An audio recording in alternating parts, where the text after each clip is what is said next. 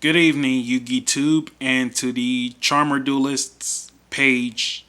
James Polk here, about to showcase you guys the awakening of the Invoked Dogmatika.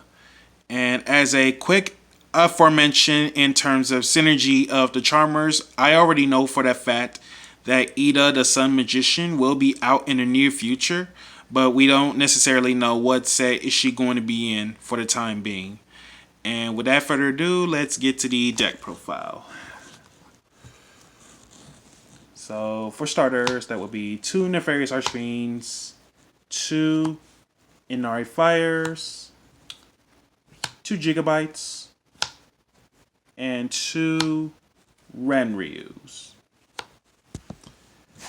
And then when it comes to the familiar pets, Nefarious Archfiend basically is where during your opponent's end phase, if this card's in the grave, you can actually destroy one monster you control to have Nefarious being special summoned. So if you have Unpossessed along with any of the other familiar attributes, then you're pretty much going to end up a spam full of monsters, at least like 2 more monsters on board along with the Nefarious. And Inari Fire, it's basically where it's one of those cards in conjunction with Nefarious, and it's basically where during the next standby phase, or during my next standby phase, after Inari Fire was destroyed, with the example of Nefarious, Inari Fire acts as a floater, it comes back, and then Gigabyte and Ranryu. Gigabyte is basically Graph of the familiar pets, but himself, and Ranryu is basically a seer of the familiar pets, but himself. And then both Gigabyte and Ranryu's special summon effects in terms of other familiar pets, not once per turn. And then the special summon by themselves are also not once per turn if you happen to control the spellcaster. And the common thing about those 4 familiar pets, you can only control 1 at a time based on the monster names.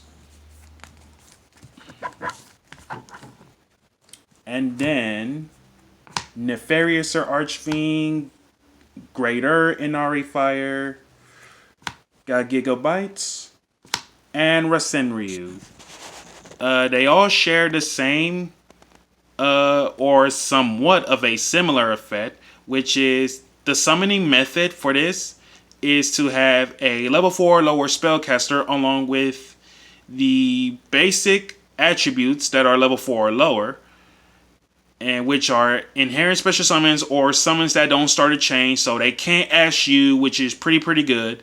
And when they are being summoned this way, they get their supernatural effects based off from the spiritual attribute art traps. So for the Earth or the Nefariouser, Monster Reborns a level 4 or lower from your graveyard, but effects are negated.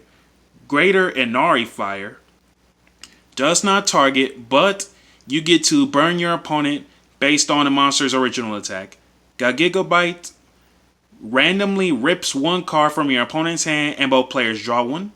And then Rasenryu does not target, does not destroy, kicks back 1 card your opponent controls back to the hand.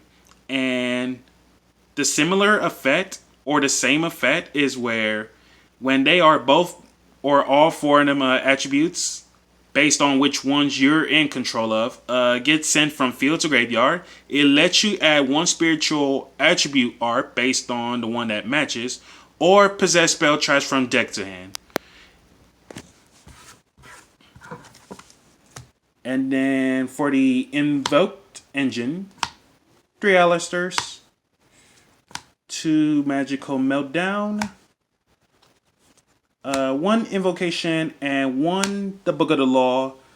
Normally 2 Invocation would be the correct call, but to be fair, I tested the deck out all from Nexus as like 4 to 6 months prior in terms of the OCG list of sorts, OCG, TCG style of sorts. And what I find it crazy about the 1 Invocation and the 1 Book of Law is basically because of The Madness link. And the reason why I want Invocation is because I want to see the Invocation at a proper time, though, in terms of the late game setup. And note that this is a go second build at all times.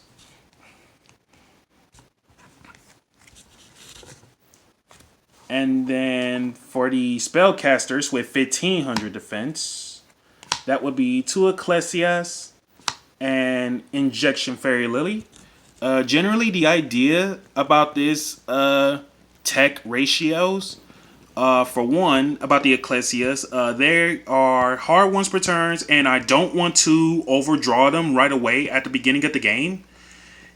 And then, in this particular build as well, I do not use Ecclesias effects on my turn, because if I happen to do so in terms of the searching, then I'm pretty much locked out of the extra deck for the rest of the turn. So generally, if my opponent is forcing me to go first, it's basically a turn 1 Mechaba along with Ecclesia to search out the Dogmatika punishments, which I'm playing 2 of. And then you're pretty much basically set for the 1 negate, 1 disruptor. And then Injection Fairy Lily is basically where she's the great utility card, because a lot of times opponents love to put out Avramax, BLS Link, or even a Dark Dragoon. If my opponent doesn't have an answer to either of these 3, or if they don't have an answer to Injection Fairy Lily, then she can just crank up the attack by 3,000 by paying 2,000 of your points. And then the Dogmatika punishments, this is where basically searchable all from Ecclesia, of course. And then target 1 face up monster your opponent controls. And then send 1 from extra deck to the graveyard that's higher or equal to, and then it gets killed afterwards. So basically the ideal play is the punishment. Toss out the Entis, and that's already 2 pops. And then this is the card that is the reason why I said I do not want to use Ecclesias effects. 3 Possessed Partnerships. I test play 2 online, and yet some play 2, but to be fair, it's all about the consistency, and they played the Spirit Charmers to get it out the way, though. But it's basically where both effects are very, very hard ones per turn, as in one effect or the other can do both. You basically either reborn a spellcaster from your graveyard or hand, a spellcaster with 1500 defense to be specific, in either face-up attack or face-down defense. And then after the effect of the special summon resolves, if you happen to have at least 2 monsters you control with different attributes, 2 or more, you get to non-target kill 1 face-up card anywhere on board.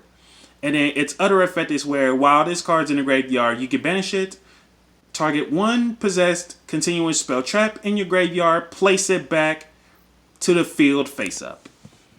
And then this is another card I said I don't want to overdraw the Ecclesias, which is an unpossessed. Charmers can't die by battle, and yet Familiar Possessed get the 800 attack boost when they swing on damage calc only. But the real reason that I said I don't want to overdraw the Ecclesias is because whenever a monster of mine gets destroyed by battle or card effect and it gets sent to the graveyard, it lets me special summon 1 spellcaster with 1500 defense from either face-up attack or face-down defense from the deck.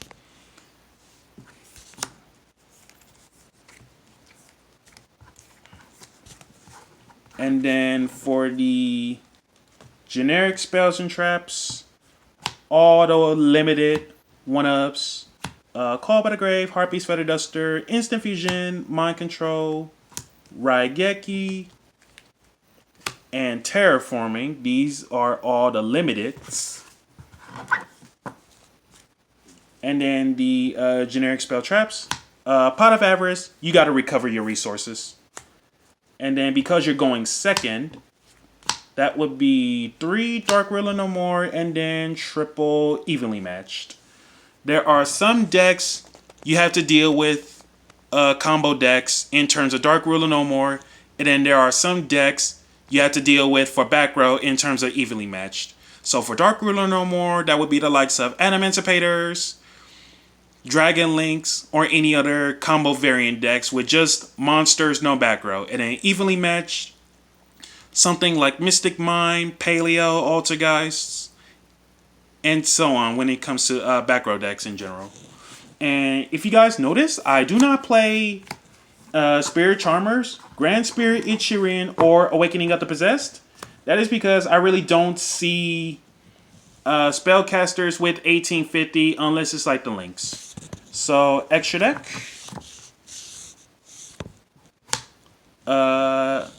Alistair Madness. Basically, of course, you're going second, especially where if you do the combo play with the Awakening Reaper, that also reborns you a level 4 lower monster, and then as long as you have another monster that is very different attribute and type from the Nefariouser, that already guarantees you a search from the Nefariouser and a combo play from Madness. And if you can't stop Madness, the turn I have Invocation along with a search card, we're pretty much going to OTK you at that point.